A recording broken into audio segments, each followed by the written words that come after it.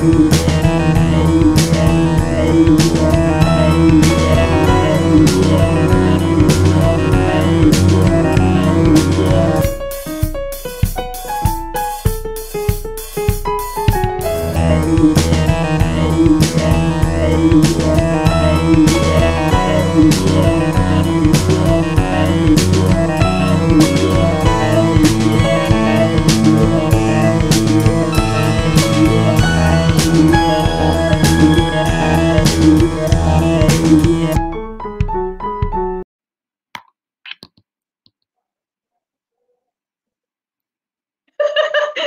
who's going to burst first and say good morning, Malaysia? Selamat Hari Raya Singapore. Eid Mubarak, everyone. And Maaf Zahir Batin. Welcome to this week's show. Hi, Malar. How are you? And what did you do for Raya this 2 days ago, okay?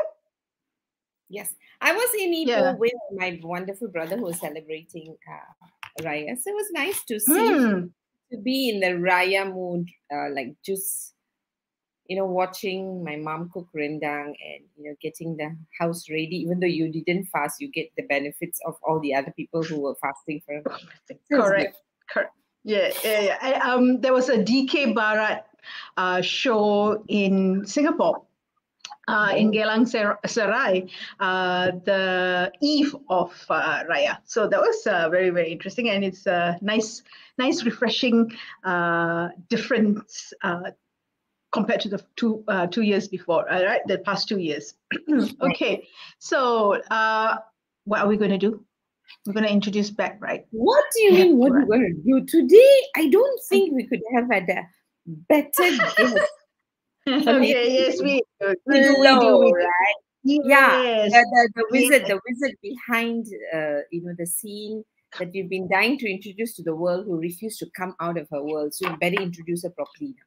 Better, okay. Yes, ma'am. So Rebecca Chalmers. How do I know Rebecca Chalmers? I know Rebecca Chalmers because we belong to a network of trainers in a space called Think on Your Feet, right? And but Beck has a very interesting background, more than the Think on Your Feet, right? So let me backtrack a little bit and tell you a little bit about her background. Did you know that she ran a restaurant? And then she did that after a stint in running a restaurant. She then led a team in a fund management firm. Whoa! Yeah, right. Then she did another switch, and then she went into learning and development, and that took her all the way from Australia to the UK, and she now manages a firm. Not manages, she's executive director in a firm in the UK. But that's not why we're here to talk to her. She, like you said, we are here to talk to her because of this wonderful, brilliant idea called the flow profiler, right? And she's going to tell us why she went down that route. So we're going to bring Rebecca Chalmers up on stage with us. Malar, once Joe does her magic, and here comes... While Joe does the magic, I also want to tell people how I got to know Beck. Okay. Yeah, I got introduced to Beck by this friend who wasn't a friend before that in Singapore. Her name is Sharmini, and she introduced me to Beck. And when I first met Beck, when I did the flow profiler and the TV, like I was thinking, like, what is this, right? And then after that, how all the people that I don't like become like the people I really love, including Singapore. Beck. So today, my name for the way Wait, Joe, are you saying that you did not like Beck? Yeah, I mean, she told me I should change. Why would I like Beck? She's, I thought I was doing okay, and then she does the debrief for me, and then she doesn't even tell me. She asked me a question that keeps me awake for many months. Of course I don't like her. And then every time, I was trying to be smarter, and I was trying to prove her wrong when she said, the concept of overuse and all, and I'm finding she's always right, and it is not fair. So let's bring her now that she has, helped me to hopefully grow up a little bit. All All right. Yeah, Gerald is being funny. So much honesty so early. Hi. Hello, Beck. Good morning, All the Shah. way Good morning, Malar. Good morning, everybody. Thank you for having me. Yeah, you're most welcome. So now we can say Singapore, Malaysia, and Sydney, or Australia. You can, right? Yeah. We're working our way through Asia Pac. Yeah. We are doing that. Gerald Fernandez just joined us, and he said good morning, and he did a little bit of a meme on our names: Malaysia, Malar, and Singapore, Sham. Hey, that's quite nice, isn't it? Yeah, so it's MM and SS. I Yeah, want to see what he does with Beck and Australia, but we'll leave that another No, I time. have to announce it loudly now so that Gerald is under pressure. He's one of our latest addition to the interpreters team. And they run a team, and they do recruitment beyond training and all of that. So Gerald, it's out there in public. You better do something about it. Okay, moving on. Gerald, welcome to the Flow Profiler family. I'm looking forward to meeting you when the time's right. Congratulations. There you go. So Beck, talking about the Flow Profiler family, right? So tell us, this family that you built. Why? Tell us the backstory. Now, I want the juicy parts, right? I don't want the parts that you don't share with people. It's just Malar and me. So I want the juicy parts about it. This isn't being recorded at all, right? No, it's not at all. Professional. Okay. All right. Well, I can talk about flow, no problem at all. I mean, it's my focus, me, and passion. But have you ever noticed those moments in life that everything just joins up? It just kind of comes together, and the result is a deep, deep satisfaction. And it doesn't seem to matter whether or not it's a small thing or a big thing. Sometimes the small act of starting a very long journey can be deeply satisfying. And I've noticed that this moment, this recognition, is a very key part of my personal success, but also the success of others. I was watching in organizations, and as you said, I've got quite a broad resume, but I was watching in organizations and seeing how people, through the sheer act of courage and action, were achieving some of the most extraordinary outcomes, exceeding their own expectations, and often the expectations of those around them. And I was kind of going, wow. I mean, that wow was slightly over dramatized to make the point, but it's like, wow, what are they doing? How are they doing it? Are they even aware that they're doing it? And can we find a way to replicate this kind of success? For me personally, Flow Profiler is an absolute compulsion. I have to do it. It is everything that gets me out of bed in the morning. I believe deeply that everyone should have the opportunity in the workplace to demonstrate their personal excellence. But I also believe that good employers, and I mean good employers, should expect or be able to expect their people are going to come to the workplace and bring the best version of themselves. I'll go into, if you want me to, the more personal reasons as to why this journey is so deep for me, but give us the dirt.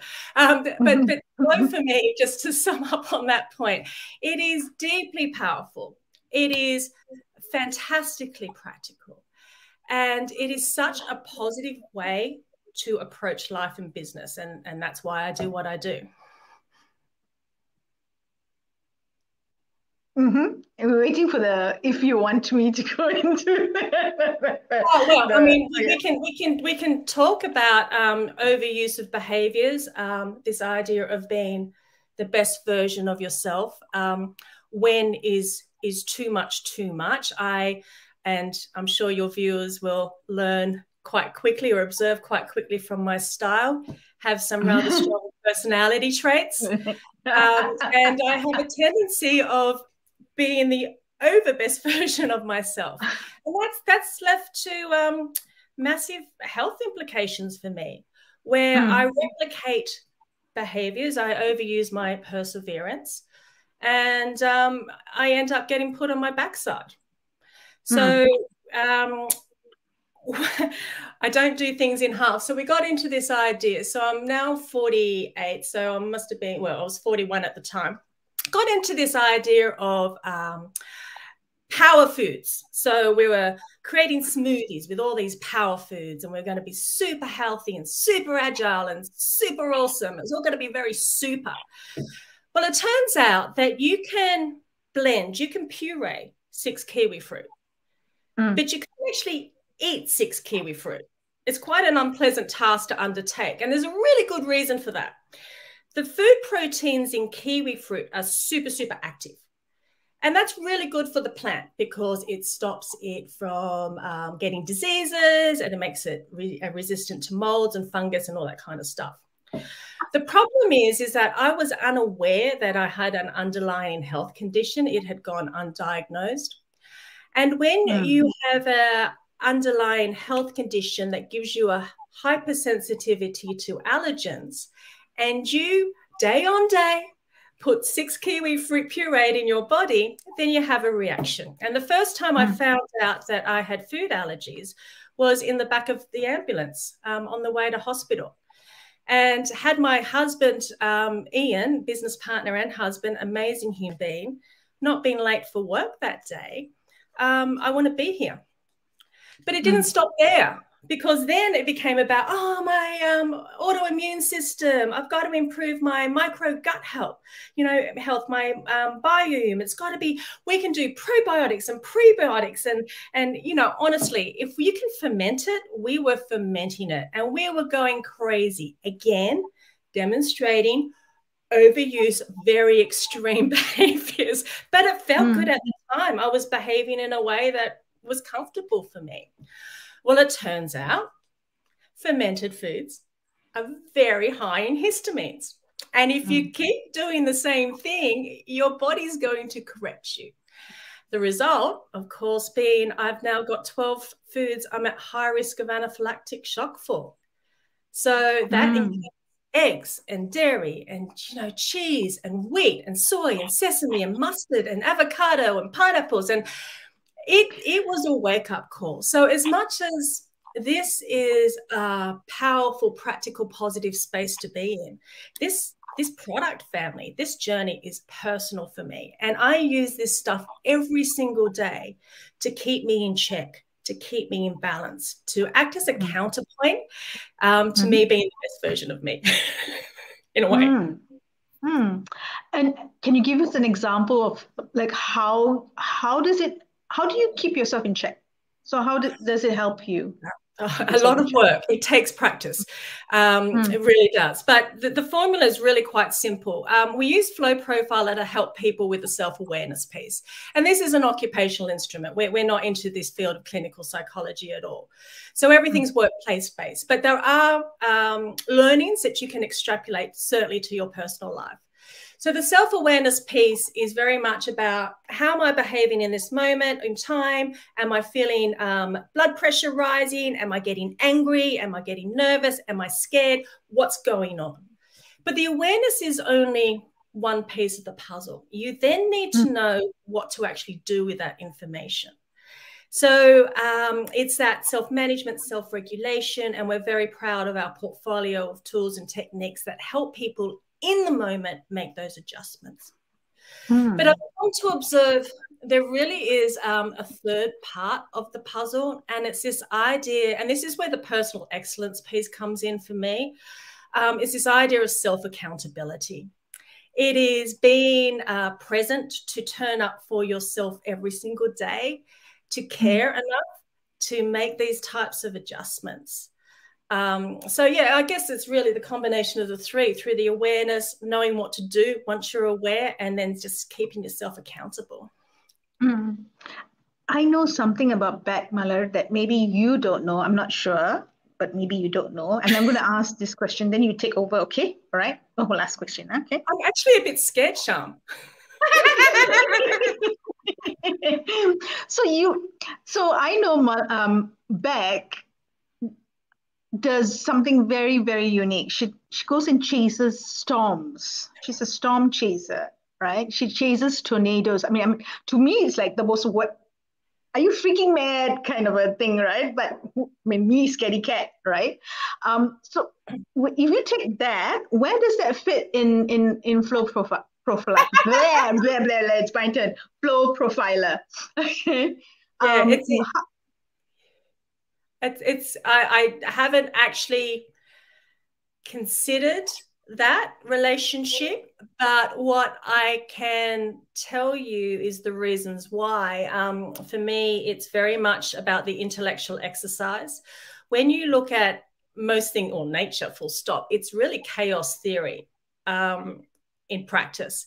And I am deeply stimulated by that intellectual academic process of trying to get anywhere within an hour's drive of a severe weather event.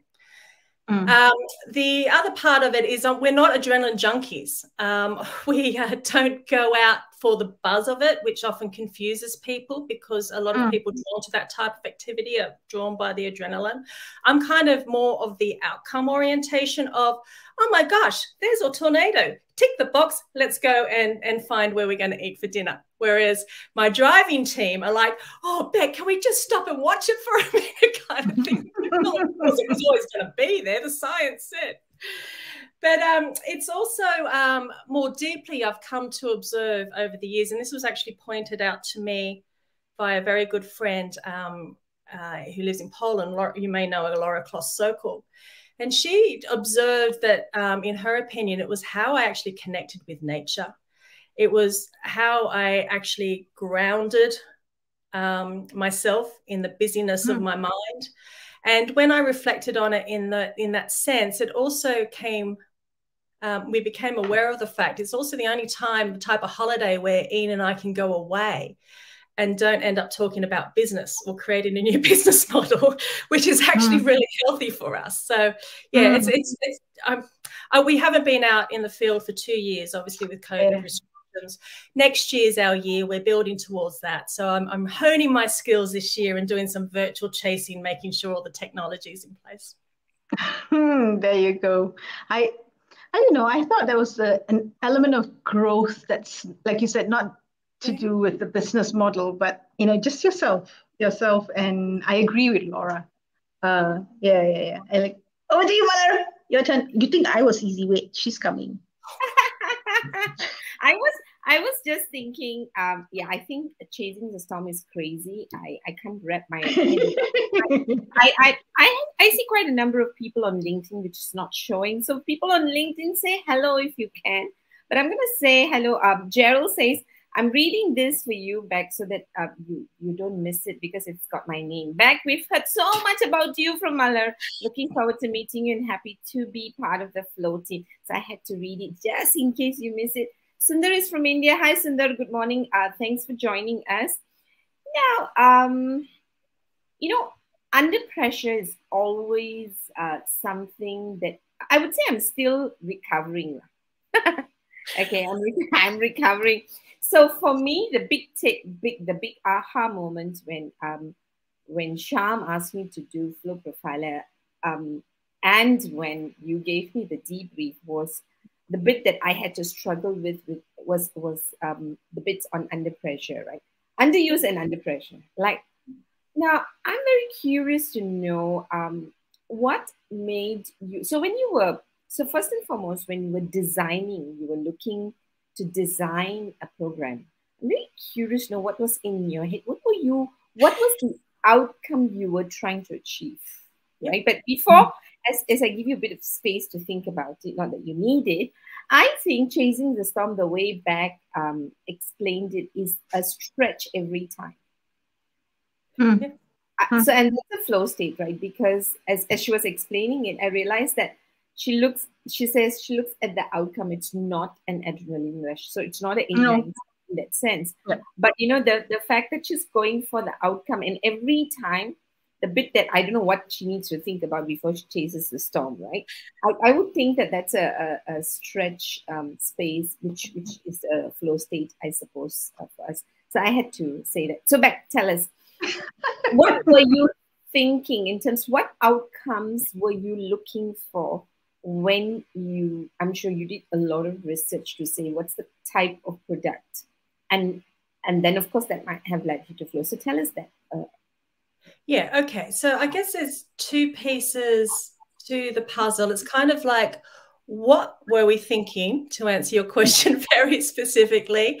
And then some of the misconceptions around overusing or stretching yourself in this way. So the reason why we measure two states, so two moments in time, the day-to-day and under pressure, is it gives us a very strong insight into an individual's adaptive strategies. How are they adapting their behavior as they're facing perceived challenges or other bits and pieces going on?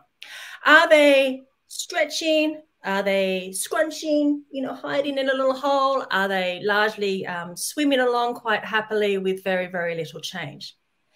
And it's that insight in terms of those data points that actually helps focus the conversation around what's working for me. How am I doing it? How can I replicate some of the success, the outcomes? Do I need to make adjustments to ensure that my behavior is more healthy?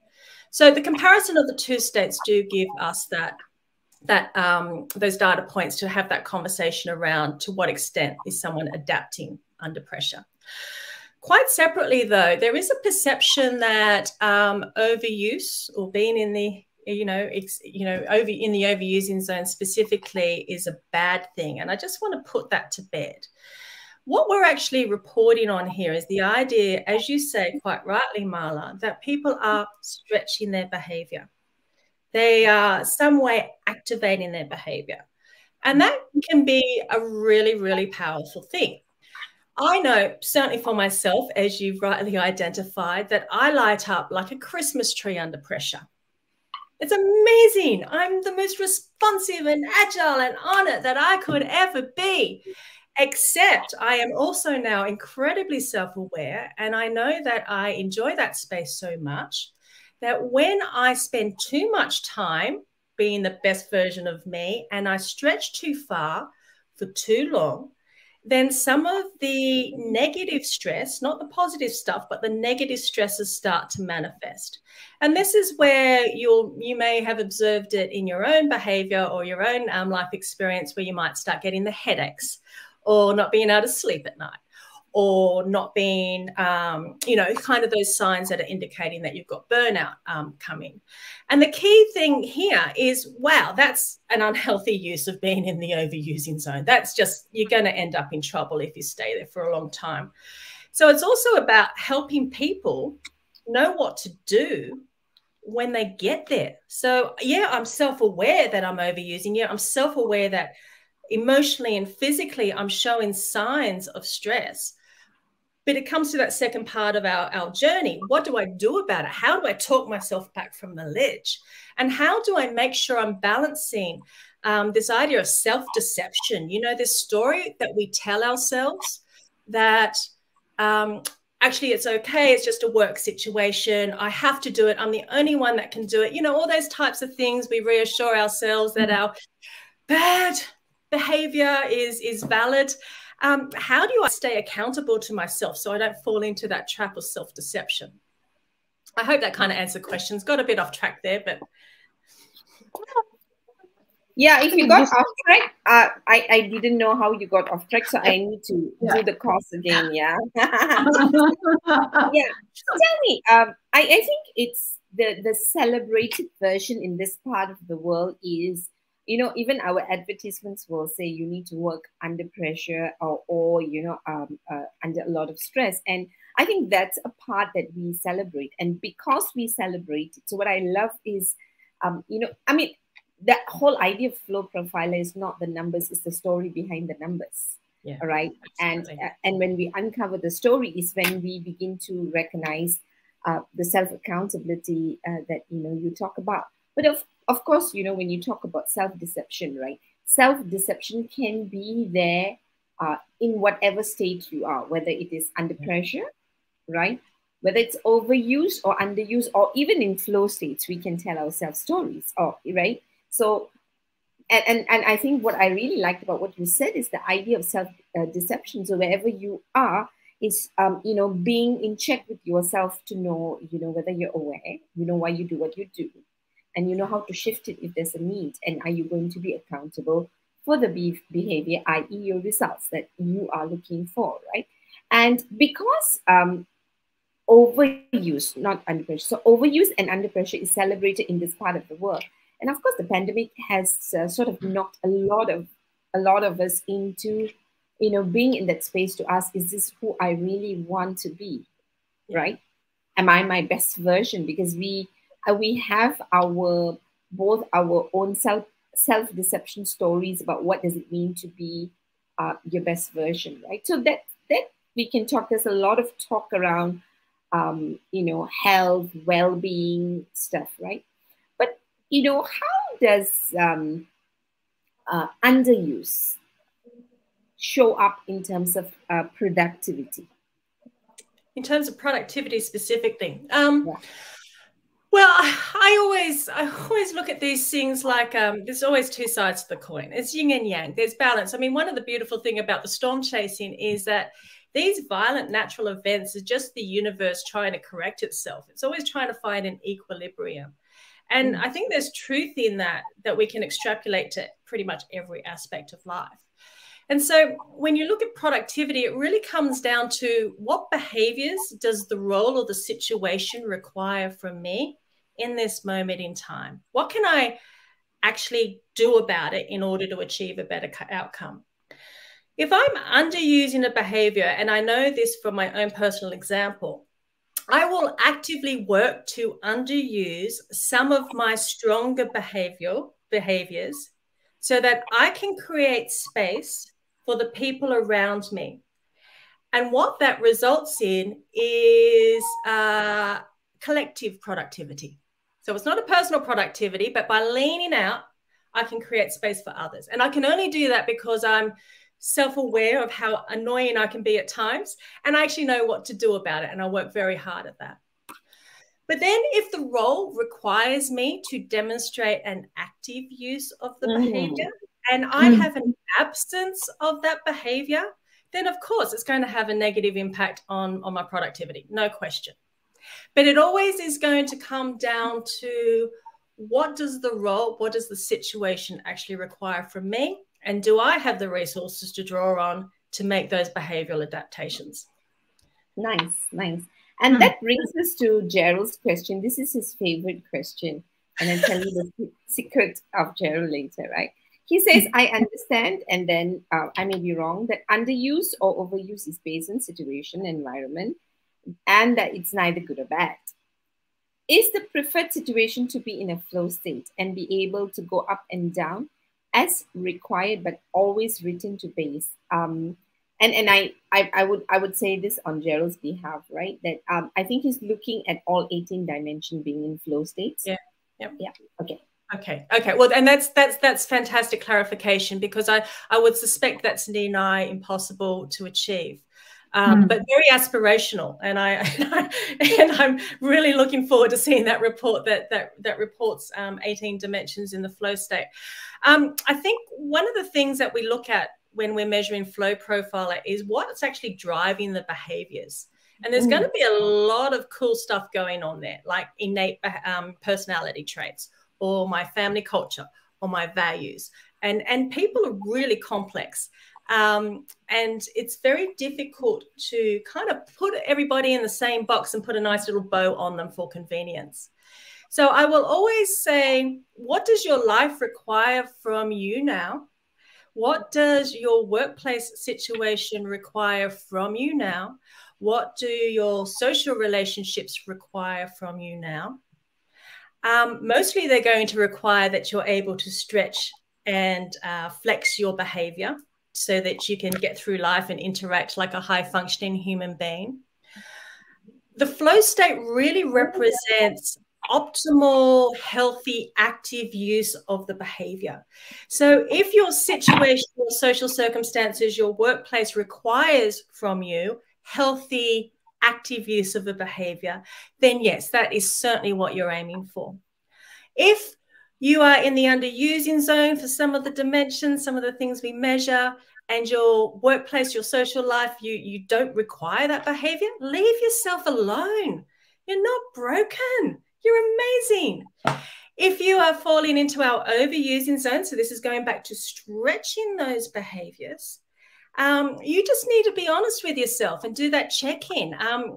Whether you're having a good time or a little bit of a tougher time, do you know what to do about it to make sure that this doesn't run away from you? Because it can run away from you all too quickly. Thank you, Gerald. Great question. Yeah. I will send you Gerald's report, of course, with his permission. Oh, well, with his permission, because it is Gerald's data. Yeah, and then you know where Gerald is coming from. So well done, Gerald. Thank you for the question. Sundaraj says, conscious of getting recovered is the ultimate state of awareness. Well said, Mother. Thank you, Sundar. Now, one of those things that, you know, because I think you've over and over again, you know, you're helping us to think through what is appropriate for the role, right? And one of those things that we talk about in this region, not sure whether it happens in your part of the world, maybe you all don't have a need for that, right? Is the idea of authenticity. Where does authenticity being, so we're talking about my best version, and we're not assuming, so there seems to be an assumption that my best version may not be my authentic version. Whereas some people think my authentic version is my best version, right? Now, because we bring in the idea of, you know, being your best version according to the requirement of the moment and the day, right? And because, you know, we're talking about work, we are measuring behaviors at work that is appropriate for the role, for you to be effective in the role, right?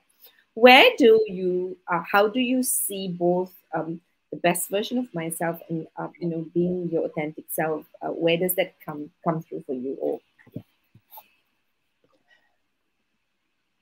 Wow, big question. You know, I think it's going to come back to this self-deception piece.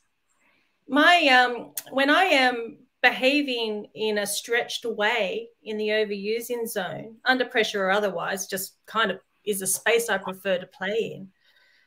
I feel as though I'm behaving authentically. Is that the right thing for me in health-wise? Maybe not, because that's already been proven. So I think it's going to come down to this idea of self-deception and social desirability. To what extent am I promoting myself in a way to get outcomes? Maybe that's a good thing, maybe that's not a bad thing. To what extent am I actually aware of what my true nature is? I'm not sure I can answer the question. It's a heck of a journey. It's an exciting journey. What would you say, Marla? How would you? Well, this is a double-edged sword, you know. Well, yeah. I shouldn't have tried it with Beck, but never mind. Thanks, Beck. Well, I think for me, I think the assumption that we work with is that when you think you're authentic, it's all good. Yeah. Right. And I don't think that assumption is true, right? I think authenticity is showing up as you are, right? And with awareness and with regulation, you can show up as you are appropriately. Yes. And I think the appropriateness is a key word, because I have come across people, you know, we measure emotional regulation. So if I'm underusing my emotional regulation, you're going to know everything that I'm feeling, everything that's wrong with me. And if I have had a fight with a neighbor's dog, you're going to hear about it. Like, it often manifests as oversharing. If I am overusing my emotional regulation, then I'm an absolute poker face. And I do find around this authenticity piece that often the emotional regulation is an interesting scale. You know, my authentic self is I fought with a neighbor's dog and I felt really bad about that, but the dog was wrong. And so I'm going to wear that on my face. Now, the fact is, I'm about to turn up live with my good friends Marla and Sham. Is this the image I want to project of myself? But am I being inauthentic by not projecting that image? Because it's a bit of a catch-22. Yeah, I also think that, so one of those things that I think about is that I think we talk about image is important, but I think at the end of the day, whenever we feel we are showing up and we are not able to express ourselves as we are authentically, as we claim, I think we need to rethink whether the way I'm proposing to show up authentically, especially when it's negative, it has a negative connotation. My check-in for me is it in line with who I am in terms of my identity that shows up through my values, right? Because, so I think we need to re-anchor with, so for me, the re-anchoring is very much, okay, is this who I really am? That means, would I show up the way I really am without caring, without worrying about the consequences on people and the impact that I have? Because then my identity needs to actually, my value system has to be part of my identity. And for me, that requires a lot of awareness, regulation, and alignment, which you call, I believe, accountability, right? So I find that, and also because we're talking about workplace, right? So one of those things that we've been talking about when we do flow profiler in teams is that, why does the organization employ you, right? Why it's for your productivity, right? And you need to decide at the point of time when you are joining the firm, how much of yourself can show up as it is, whether the environment is set right. Because, and I think that's where you hit the nail when you spoke about collective productivity, right? Because we need to be able to be flexible with our behavior, because at the end of the day, in a team, it's not I, it's a we that actually wins, and that's what we're paid for. So I think there are other factors that come into play. But my personal belief system is that, I think we use the word authenticity very loosely because we want to be comfortable.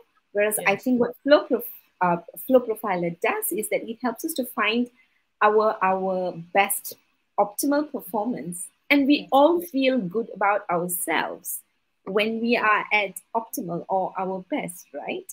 Yeah. And because we don't reflect and we don't reconcile it, I think we tend to get a bit confused there. Sorry, there was a long one.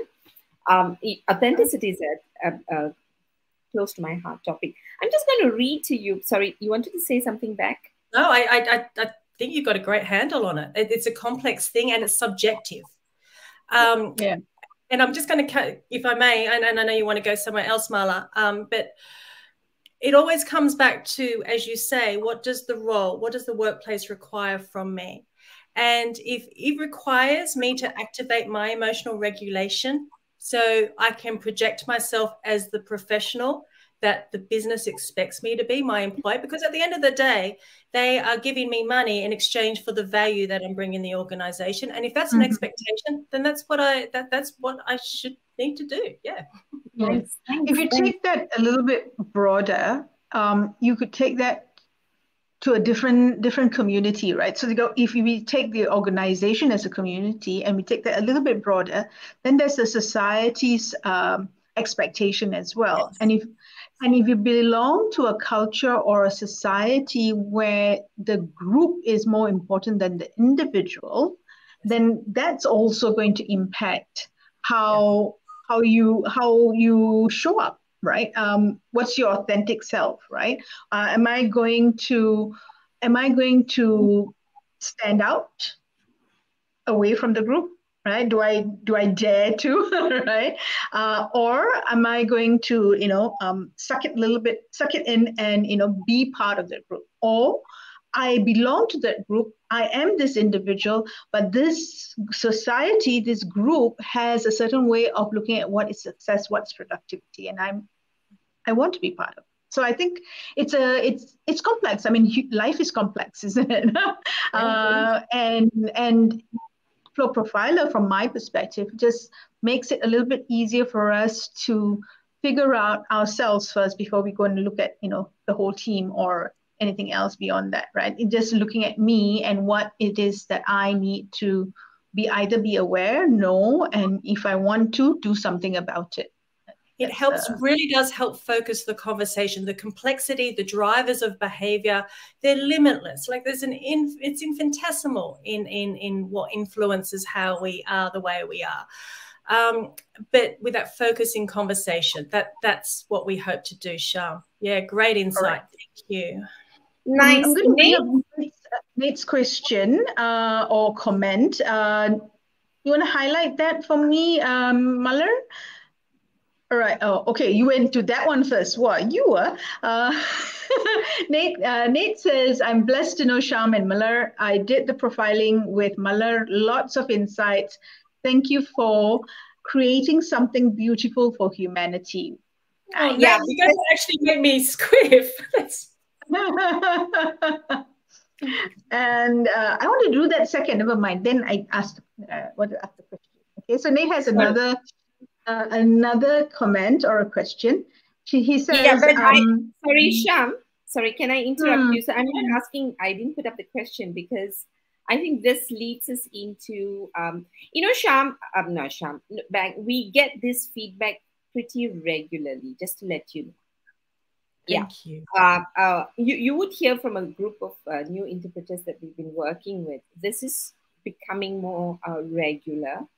Because I think two things. I think it is the debrief that you insist on, right? And the feedback. Yeah. So yeah, it is that because people then self-reflect and they realize how we can actually lead an optimal life, and it just happens, in that 1 hour. So we're getting this more regularly, and I want to thank Nate for saying this over and over again. And this brings me to the question of, Flow Profiler focuses on EQ, resilience, and motivation. Yes. Right? It seems so perfect. And I know I'm biased and I don't quite care about it. Okay. But tell me, what made you what made you think that these were the three areas that we needed to focus on? And you did this pre-pandemic, right? Yeah. It was 2018 and 2019. Yeah. Yeah. So what made you think through and say, okay, these are the three areas? How did you arrive at that first? And I think I leave you with that question before I ask the second question, because I see Sham staring at me for doubling up the question. Okay. Well, it's quite a short answer. You'll be relieved to know. But we asked our clients. We did we have an incredibly loyal client base with our company in the UK, led by amazing managing director Joe Emerson. And we asked our clients if they were to bring another assessment to market based on their business needs, what would be their top 5 choices? And we took the top 3, which was emotional and social intelligence, resilience and motivation, and we put them together in one assessment to service that request. What came out of that, what evolved, is what you see in Flow Profiler today. But our clients asked us for it. Nice. And what's your experience in terms of pushback when you took the product to market, right? What was the pushback? Is there a difference in pushback pre-pandemic and post-pandemic? Post-pandemic, it's very much around the timing. There's a lot of global uncertainty going on right now. So there's also a lot of workforce attrition, call it the great resignation, great migration, great realization, whatever you want to call it. It's a phenomena, it's happening. And it feels like organizations with that uncertainty are kind of chasing their tails to really work out what this all means right now. And that's going to compete with time.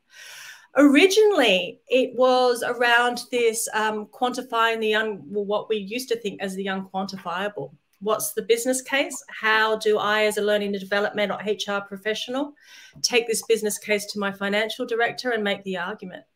Now, it's much easier when you look at using Flow Profiler on the recruitment side of the business, so talent attraction, talent onboarding, talent recruitment, based on job fit. That's much easier to give you the quantifiable business case, because we can measure staff turnover. We can measure the cost of a candidate not working out, you know, in 6 weeks. But the idea of communicating the value of investing in strong organizational culture, to be honest around issues such as workplace bullying or toxic workplace cultures, to start having those conversations. Not all leaders really want to go there, and actually, what's the business case? Now, I do think kind of COVID's starting to change that conversation.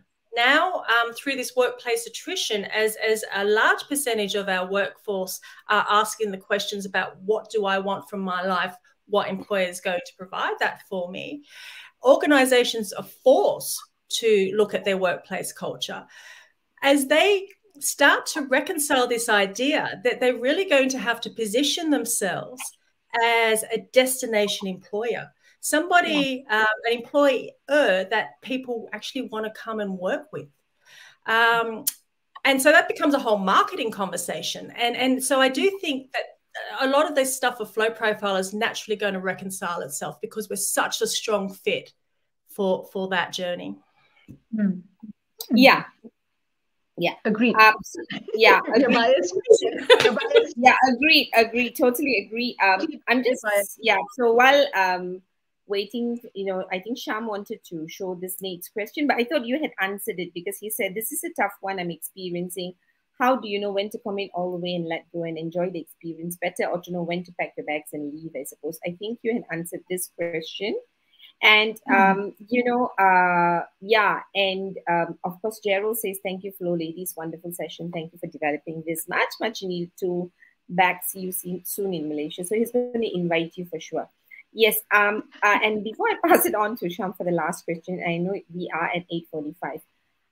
You know, Beck, I find that it is post-pandemic. So for me in Malaysia, right? The pushback was very much before pre-pandemic, when we first introduced Flow. I think the feedback was, oh, we have so many assessments already, right? Why another one, right? Yeah. But because now we are marrying a couple of things, right? Which is performance, optimal performance, and well-being, and whatever new hybrid working situation is.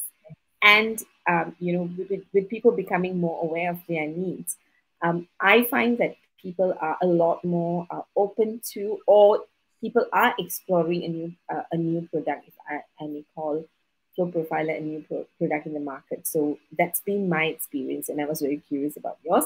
With that, I think I'm going to just pass it to Sham to ask the last question. Okay. I'm going to ask you a question in a slightly different way. But I'm going to give you the metaphor that I have in mind, or the analogy that I have in mind for you and Flow. All right. So I'll give you the metaphor, and then I'll ask you the question. So, it's like a mother, me, looking at my 17-year-old. All right, or now that he's 17 and he's growing, further up. From the time that he was born, I always looked at him as the potential that he had, right? The potential that is possible for him, and creating the environment to help him utilize it, grow and develop and become what he's meant to be, right? If you take that metaphor for Flow, what's your vision for Flow Profiler? Well, my relationship, I'm not a mother, but I can appreciate the deep feeling. And this is this is deeply personal for me now, and that relationship. You know, you talk about, people used to always say, in your career you have to find your purpose, because if you find your purpose and it's all going to work out fine, and then you're always doing something you love and everything will fall into place. And I'm like, how the heck do I find my purpose? Like what, how? And then it came through this idea of personal excellence and changing people's, well, influencing, changing is them. They're amazing, but influencing people to the extent that I possibly can. I would like, well, in the short term, I would like to get to the non-English speaking countries, which means from a technology perspective, we need to start looking at our translations and stuff like that. We're a little way off that. I would, so that more people can have access to this. I would like to continue to listen and learn from the amazing people in our network and the people using this instrument to find out where they want to take this next. It's a collaborative process for me. So I can't really answer your question in a little bit bow, you know, a little nice little bow, but it is about making it more accessible for people and listening to what they want from us. Cannot be a bowl. It's so big. Thank you, Beck, for being with us this morning, spending 1 hour with us and sharing with us your journey with the Flow Profiler. And thank you for being in our lives. And thank you for trusting us and with the Flow Profiler, both in Malaysia and in Singapore. Thank you so much, Beck. You guys are amazing. I have so much respect for you. Thank you, ladies. You're most welcome. Bye-bye. I have to say this to Beck, my life has changed forever because of in a good way, right? I think it's in a good way for the rest of the world that is connected to me. Because so really, you know, very grateful for the product, and you know how I feel about it. So thank you very much. Stay wonderful and stay blessed. Thank you, Marla. Thank you, Sharm. Thank you, everybody, for tuning in. All right. So as we say bye to Lucky, I thought, what is this? Sharm gets a bigger space than me, right? On screen. Because Joe put you up. Now, I just want to thank a few people who are on Facebook, which is not showing up for some reason. Yeah, sorry, guys. Nini, hi, Nini. Good morning. I know you've been watching. Sorry. Yeah. Nini is there. Luis Moraes is also there. Luis, sorry we missed you earlier. He says, fresh faces everywhere. Good morning, ladies. Perumal Ramasamy says, good morning. And Jay Sinaya says, great seeing you again, Beck. So for some reason, we couldn't show the comments from Facebook. So I just have to check it. So nice one, good morning to everybody. Yes. So Sharm, I think it is 8:53, and you know, I think we had a great time. I don't know. Yeah, we had a great time with Beck. So good to have her. And we always know 45 minutes, 1 hour is never going to be enough with Beck. We spend days with her. And, you know, every time we have conversation, it is the wizard in action, you know, activating different thoughts for us to continue being, you know, aspire to be in flow state, but, you know, really going into what is, you know, helping us to reflect what is really important for us at this moment in time. Right? With that, and with the Hari Raya spirit, you know, Selamat Hari Raya, and, you know, as we reflect upon what it means to us, you know, I want to say goodbye from Malaysia till we see you next week. And goodbye from Singapore. We'll see you next week. Bye. Bye.